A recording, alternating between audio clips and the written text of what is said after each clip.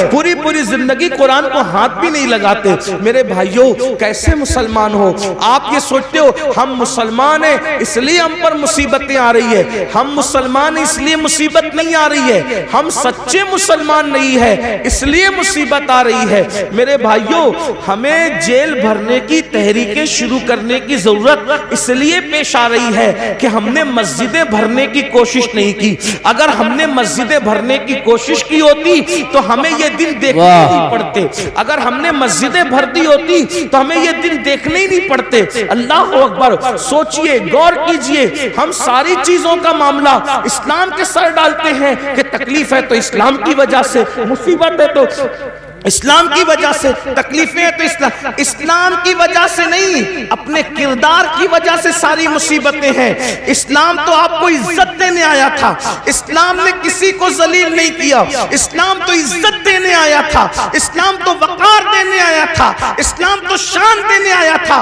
एक नाम बता दो, बस बात खत्म करते हुए कह रहा हूं, इस मजमे में अगर कोई तारीख का तालिब इल्म है, कोई पढ़ा लिखा है, तो मैं उसको चैलेंज करता हूं, मजमे को नहीं पूरी दुनिया को चैलेंज करता हूं। एक नाम ऐसा बता दो जो सच्चा मुसलमान हुआ हो और इस्लाम की वजह से वो जलील हो गया हो।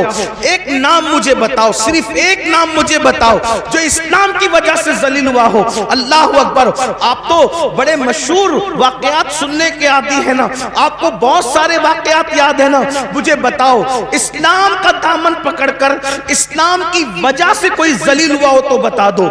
इस्लाम की वजह से कोई जलील नहीं हुआ। अगर इस्लाम की वजह से कोई जलील होता तो पहले नंबर पर मुसलमान होने वाले अबू बकर सिद्दीक जलील होते, लेकिन वो जलील नहीं हुए। उनको कितनी इज्जत मिली। अगर वो टाट पहन ले तो जिब्रील भी टाट पहनते नजर आते, और आसमान के फरिश्ते टाट पहनते नजर आते। अगर इस्लाम की वजह से कोई जलील होता तो उमर इब्ने खत्ताब जलील होना चाहिए था, उस्मान गनी को जिल्लत मिलनी चाहिए थी, मौला अली को जिल्लत मिलनी चाहिए थी। मगर तारीख गवाह है, इनमें से किसी को जिल्लत नहीं मिली। जब इन्होंने इस्लाम का दामन पकड़ा, अल्लाह ने इनको ऐसी इज्जतें अता फरमाई कि अल्लाहु अकबर, अरब के बोरिया नशीन कैसर और किस्रा के ताजदार बनते हुए नजर आए। तो पता चला आपकी हमारी सोच क्या है पता है? कपड़े से इज्जत मिलती है, मोबाइल से इज्जत मिलती है, और उसके बाद अच्छी बाइक से इज्जत मिलती है, और शेविंग कराने से इज्जत मिलती है। ये सब भूत सवार है, इसलिए जलील हो रहे हो। लेकिन याद रखना, इज्जत सिर्फ इस्लाम से मिलती है। अगर आप इजाजत दें तो तारीख का एक खूबसूरत वाकया पढ़ के बात पूरी कर लो। इज्जत इस्लाम, कपड़ों से नहीं, इज्जत इस्लाम से मिलती। आपने सुना है, बहुत बार सुना है, सुन ले उसको। क्या तारीख है? जब बैतुल मुकद्दस फतह करने के लिए लश्कर इस्लाम पहुंचा तो वहां के राहिब ने कहा कि हम तुम्हारे अमीर को चाबियां देंगे, बुलाओ तुम्हारे अमीर। अल मुख्तसर ये कि फारूक आजम को खत लिखा। जब फारूक आजम को खत लिखा तो फारूक आजम के पास सिर्फ एक ही ऊँटनी थी, एक ऊँटनी थी, और मुसलमानों का अमीर एक मुल्क से दूसरे मुल्क का सफर कर रहा है। अमीरुल मोमिनीन, न कोई फौज है, न कोई हटो बचो वाला मामला है, कुछ नहीं। अकेला अमीर सफर कर रहा है और साथ में गुलाम है। खुद की एक ही ऊँटनी है और एक ऊँटनी के साथ सफर हो रहा है। फिर क्या हुआ? अल्लाहु अकबर। और फिर किस शान से सफर हुआ? आपने फरमाया अपने गुलाम से, देखो थोड़ी देर मैं बैठूंगा, थोड़ी देर तुम बैठोगे। और अल्लाहु अकबर, दुनिया ने ये तारीख के अंदर ये औरात गवाह है, दुनिया ने ये मौका भी देखा कि अमीरुल मोमिनीन अपने गुलाम को ऊँटनी पे बिठाकर खुद अल्लाह अल्लाह पैदल चलते नजर आए। और अल्लाह की शान ये, जिस वक्त तो मंजिल पर पहुंचे तो बारी गुलाम की थी और सैयदना फारूक आजम नकेल पकड़ करके चल रहे थे। और हालत ये थी, उस वक्त अमीरुल मोमिनीन के बदन पर जो जुब्बा था उस पे पेवन लगा हुआ था, और जो मोजे पहने थे वो एड़ी के पास से फटे हुए थे। जिस वक्त तो नाला आया, आपने सोचा फटे हुए मोजों में पानी भर ना जाए, तो मोजे उतार कर आपने गर्दन पे डाल लिए। और उसके बाद जब निकले तो हजरत खालिद इब्ने वलीद और अबू उबैदा बातें कर रहे थे, अमीरुल मोमिनीन ये क्या कर रहे हैं? अरे मोजे पैर में थे तो फटापन छुपा हुआ था। इतने लोग इस्तिकबाल के लिए आए हैं, मुस्लिम भी है, गैर मुस्लिम भी है, यहूदी भी है, ईसाई भी है, मुशरिक भी है, सब देखने आए कि मुसलमानों का अमीर कैसा है। और इन्होंने फटे हुए मोजे कंधे पे डाल लिए, गुलाम को बिठा दिया। लोग इस्तिकबाल करने के लिए आगे बढ़े, उनको यूं लगा कि जो नकेल पकड़ के चल रहा है वो गुलाम है और जो सवारी पे बैठा है वो इमाम है। लेकिन जब इस्तिकबाल के लिए लोग आगे बढ़े जो नहीं पहचानते थे, तो खालिद इब्न वलीद और अबू उबैदा इब्न जर्राह ने कहा वो आका नहीं है हमारा, ये हमारा अमीर तो ये है जो नकेल पकड़ के चल रहा था। तो लोगों ने पूछा इसको क्या हो गया? तो तब बताया गया इनकी मिल्कियत में एक ही ऊँटनी थी और गुलाम को साथ लाए। तो इंसाफ का तकाजा ये था कि जितनी देर ये बैठेंगे उतनी देर गुलाम भी बैठेगा, और जितनी देर गुलाम पैदल चलेगा उतनी देर ये पैदल चलेंगे। और बारी इसकी थी, अल्लाह अकबर, चुपके से किसी जवान ने कान में कहा अमीरुल मोमिनीन इतने लोग इस्तिकबाल के लिए आए हैं, पेवन वाला जुब्बा पहना है, फटा हुआ मोजा कंधे पे डाल लिया है, आपने क्या किया? तो आपने गुस्से में कंकर उठाए और उठा करके उन पे मारते हुए फरमाया का हुजूर अलैहिस्सलाम के पर्दा फरमाने को अभी एक सदी भी नहीं बीती और तुम इतनी जल्दी तुम्हारी सोच बदल गई, इतनी जल्दी तुम्हारी फिक्र बदल गई, इतनी जल्दी तुम्हारे ख्यालात बदल गए। फरमाया वल्लाह हमें इज्जत कपड़ों की और सवारी की वजह से नहीं मिली है, हमें इज्जत इस्लाम की वजह से मिली है, नबी की वफादारी की वजह से मिली है। जब तक हम इस्लाम का दामन पकड़े रहेंगे और हुजूर से वफादारी करते रहेंगे उस वक्त तक अल्लाह हमें इज्जत अता फरमाता है। आप मुझे बताएं, अल्लाह अकबर, जब चाबियां दी गई तो साथ ही साथ वो ईसाई मुसलमान भी हुए और कहा उमर अगर लाओ लश्कर के साथ आते तो सिर्फ चाबियां देते, लेकिन उमर तुम इस्लाम की सादगी के साथ आए हो तो हमने चाबियां बाद में दी है, पहले हमने तुम्हें अपना दिल दे दिया है। और वो कलेमा पढ़ के मुसलमान हो गए। मुसलमानों बताओ आज जितनी दिलचस्पी बाइक में लेते हो, जितनी दिलचस्पी अच्छे कपड़े में लेते हो, जितनी दिलचस्पियां अच्छे कीमती जूतों में लेते हो, जितनी दिलचस्पियां हटो और बच्चों में लेते हो, उतनी दिलचस्पी इस्लाम पर अमल करने में लो। फटे कपड़े पर भी तुम्हें इज्जत मिलेगी, अल्लाह अकबर, पैदल चलने पर भी तुम्हें इज्जत मिलेगी, तुम्हें वकार मिलेगा। गुर्बत के बावजूद भी दुनिया तुम्हारे कदमों में अपना सर रखने पे मजबूर हो जाएगी। अल्लाह अल्लाह, मुझे बताओ सरकार गरीब नवाज के पास कौन सी दौलत थी, कौन सी हुकूमत थी, कौन सी ताकत थी, मगर खिलजी से लेकर अकबर आजम तक सब गरीब नवाज के कदमों में अपना सर रख करके बता रहे हैं अल्लाह अकबर। बादशाह शान वाला नहीं होता, जिसके पास दीन होता है वो शान वाला होता है। इसलिए ये दिमाग से भूत निकाल दो, बैठ के पानी पिएंगे तो जलील होंगे, एयरपोर्ट पर नमाज पढ़ेंगे, सफर में नमाज पढ़ेंगे, अल्लाह अकबर, तो जलील होंगे। नहीं, मुसलमान सच्चे नहीं है इसलिए जलील हो रहे, और जमीन पे जलील हो रहे हो, जमीन के अंदर भी जलील होने के लिए तैयार रहो। इसलिए सच्चे मुसलमान बनो। दीन का दामन जिसने पकड़ लिया उसको इज्जत ही मिली, उसको कामयाबी ही मिली, उसे वकार ही मिला। आज की इस महफिल में आपको पैगाम दिया जाता है दीन को सीने से लगाओ, कुरान की तालीम को आम करो। दस्तारबंदी का जलसा है, कुरान की तालीम को आम करो। अपने बच्चों को इतना इल्म दो कि तुम्हारे बच्चे फर्ज उलूम क्या है, ईमान क्या है, कुफ्र क्या है, दीन क्या है, दीन के खिलाफ क्या है, सब तुम्हारे बच्चों को आना चाहिए। हमारे बच्चों को तो कलमा भी नहीं आता, हमारे बच्चों को तो गुस्ल करना भी नहीं आता, हमारे बच्चों को तो इस्तिंजा का तरीका भी नहीं आता। इसलिए जितने उलूम फर्ज है, एक मुसलमान को जितना इल्म सीखना फर्ज है, इतना इल्म अपने बच्चों को दो, अपनी बच्चियों को दो। और साथ ही साथ दुनियावी तालीम पर भी मेहनत करो। 10वीं और 12वीं से अपने बच्चों को बच्चियों को ड्रॉप आउट मत कर लो, उठा मत लो, बल्कि अपने बच्चों को, अपनी बच्चियों को आला तालीम दो, दुनियावी तालीम, आला तालीम दो, इतनी अच्छी तालीम दो कि आपके बच्चा, कोई भी बच्चा डिग्री के बगैर न रहने पाए। हर बच्चे को डिग्री दो। आप कहते हैं नौकरी नहीं मिलती, हम नौकरी के लिए बच्चों को नहीं पढ़ाते, हम अच्छा इंसान बनाने के लिए बच्चों को पढ़ाते हैं। अपने खर्चे कम करो, अपने अखराजात कम करो। हर महफिल का हमारा पैगाम ये है, इल्म पे मेहनत करो। और एक पैगाम ये भी है, शादियों में लाखों करोड़ों खर्च करने की बजाय वो लाखों रुपये जो वो स्कूल कॉलेजेस बनाने पे खर्च करो।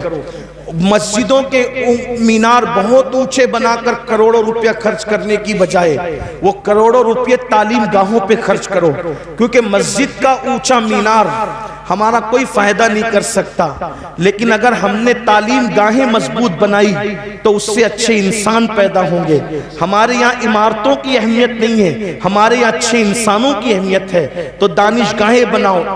और मुसलमानों को अल्लाह ने इतनी दौलत से नवाजा है कि एक एक मुसलमान एक एक इदारा बना सकता है। बल्कि जो मालदार है, मैं तो उनको मशवरा देता हूं कि 4 फैक्ट्री डालने की बजाय 3 फैक्ट्री डालो, और 1 फैक्ट्री की बजाय एक अच्छा स्कूल बनाओ, क्योंकि स्कूल अच्छा बिजनेस भी है और अच्छी कौम की खिदमत भी है। ऐसा नहीं कि स्कूल से पैसा नहीं कमा सकते, स्कूल से भी आप पैसा कमा सकते हैं, लेकिन अच्छा क्या होगा कि तालीम भी आम होगी और आपका अच्छा बिजनेस भी होगा। बहुत मालदार लोग हैं आपके आसपास में, बहुत मालदार। भाई जलसे पर जब आप लोग लाखों रुपया खर्चा करते हो तो इमारतों पे क्यों नहीं खर्च कर सकते? मैं समझता हूं कि मुरादाबाद जिला में जितने जलसे होते हैं, अगर उसका साल का आप तखमीना निकाल लें तो अरबों रुपए जाएंगे, करोड़ों नहीं अरबों रुपए जाएंगे। मेरी अपनी मालूमात के मुताबिक कोई शब ऐसी नहीं गुजरती जब इतना बड़ा जलसा आपके यहाँ नहीं होता। रोज जलसे होते हैं, रोज होते हैं जलसे। तो आप लाखों रुपए जो जलसों पे खर्च करते हो, मैं ये नहीं कह रहा कि जलसे बंद कर दो, ऐसा नहीं, मेरी बात का बुरा मत मानना, गलत मतलब मत निकाल। जलसे करो, जलसे करो, लेकिन जलसे से ज्यादा अहमियत इमारतें बनाओ, तालीम को हम करो। लोग तालीम महंगी कर रहे हैं, तुम तालीम सस्ती करो ताकि अपने बच्चों को हर बंदा पढ़ा सके। अपने बाप के नाम से, अपने बाप के नाम से मस्जिदों में कुरान रखने की बजाय अपने बाप के नाम से बच्चों की फीस भर दिया करो इसाले सवाब के लिए। इसलिए कि इन उलमा से पूछो कि जब मस्जिद में अब्बा के इसाले सवाब के लिए कुरान रखते हैं, वो बरसा बरस हो जाते हैं, सैकड़ों कुरान थप्पी में रखे हुए हैं, कोई उनको हाथ तक नहीं लगाता। मस्जिद के अंदर 10-20 कुरान के सिवा और ज्यादा कुरान की जरूरत नहीं है, इसलिए कि तिलावत करने वाले कितने हैं। बड़ी माजरत के साथ मैं किसी की बेइज्जती नहीं करने आया, लेकिन मेरे भाइयों दीनदार लोग भी मस्जिद में कुरान खोल के कुरान नहीं पढ़ते, ये हालात हैं। तो फिर आप अपने अब्बा के इसाले सवाब के लिए कुरान क्यों मस्जिद में रखते हो? वो तो थप्पी में रखे होते हैं ना। तो आप इसाले सवाब के लिए ये भी कर सकते हो। आप उलमा से पूछिए, उलमा बताएंगे मेरी बात की। अगर ये तायद करें तो करें, अच्छी बात है, नहीं कर सकते अगर ये तायद तो ये मेरी इस्लाह कर दें। इसाले सवाब का मतलब क्या है? कोई भी सवाब का काम करो और उसका इसाल किसी की भी रूह को कर दो तो उसको सवाब तो मिलेगा। तो अपने अब्बा के लिए आप चने तकसीम करने की बजाय आप अपने अब्बा के इसाले सवाब के लिए कलम तकसीम करो ना। आप अपने अब्बा के इसाले सवाब के लिए किताब तकसीम करो ना। आप अपने अब्बा के इसाले सवाब के लिए कापियां तकसीम करो ना। ये भी तो इसाले सवाब की एक शक्ल है। अपने अम्मा के इसाले सवाब के लिए कपड़े तकसीम करने की बजाय अपने स्कूल के बच्चों को यूनिफॉर्म तकसीम करो, ये भी तो हो सकता है। थोड़ा सोच बदलो, ख्याल करो। देखिए एक बात मैं आपको बताऊं, आपको एक बात तवील हो रही, लेकिन एक बात बताऊं। एक बादशाह के दौर में हौस पर सिपाही लोग पहरे देते थे और नस्लन बादा नस्लिन वो चलते आ रहा था। सिपाही वहां खड़े रहते थे, हौस पे पहरा देते थे, खड़े रहते थे, हौस पे पहरा देते थे।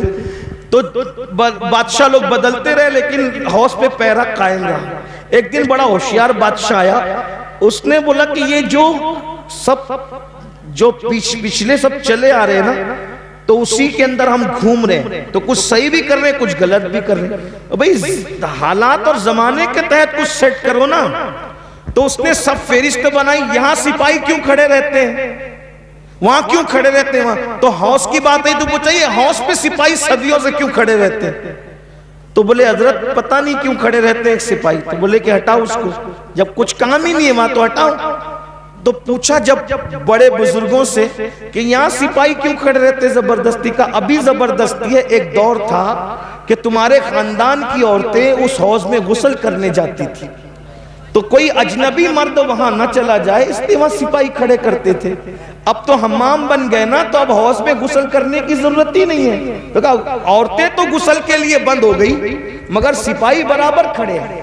तो इसका मतलब यह है कि अपनी ताकत जाय हो रही है ना। इन सिपाहियों को यहां से हटा कर कहीं और लगाओ। तब हर बंदा क्या कर रहा है कि मैं अपने अब्बा के लिए कुआं ही खुदवाऊंगा, मैं अपने अब्बा के लिए क्योंकि कुआं खुदवाने का जिक्र हदीस में आया है। अल्लाह के बंदो, बिल्कुल कुआं खुदवाने का जिक्र हदीस में आया है, लेकिन हदीस में क्यों आया है इन उलमा से पूछो। हदीस में क्यों आया है इन उलमा से पूछो। तो कहा क्यों आया है भाई? असल में हदीस में इसलिए आया कि उस दिन, जिस दिन हजरत साद ने पूछा था कि मेरी माँ का इंतकाल हो गया, मैं उसके इसाले सवाब के लिए क्या कर सकता हूं, तो उस वक्त तो मदीने वालों को पानी की बहुत जरूरत थी। तवज्जो है आपकी? उस वक्त तो मदीने वालों को पानी की बहुत जरूरत थी। तो जिसकी जरूरत थी हुजूर ने उसकी तरफ उनकी तवज्जो दिलाई और फरमाया जरूरत पानी की है तो कुआं खुदवा दो। कुआं खुदवाना मकसूद नहीं था, जरूरत पूरी करवाना मकसूद थी। तो इसाले सवाब का मामला समझ में आया, मामला कुएं का नहीं है। हमें इशारा दिया गया अगर इसाले सवाब करना है तो कौम को जिसकी जरूरत है उसके वजह से इसाले सवाब करो, ताकि तुम्हारे बाप दादाओं को सवाब भी मिल जाए और कौम की जरूरत भी पूरी हो जाए। अब बात समझ में आई?